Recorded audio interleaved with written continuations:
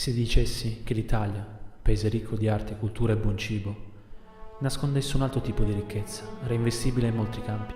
E se aggiungessi che questo tipo di ricchezza è sotto i tuoi occhi, senza che tu lo sappia? Mi risponderesti senza alcun dubbio: impossibile, io so cosa ho davanti agli occhi. Allora apri gli occhi, allora aprili. La soluzione per ridurre una parte del debito pubblico e pagare i debiti dello Stato è proprio davanti a te. Sto parlando dei beni confiscati alla mafia. Dal sequestro alla confisca definitiva dei beni passano 4 o 5 anni. In questo tempo lo Stato li deve gestire, accollandosi un costo. Se entro 90 giorni dalla confisca il loro utilizzo non è richiesto da associazioni o comuni, devono essere venduti per fare cassa.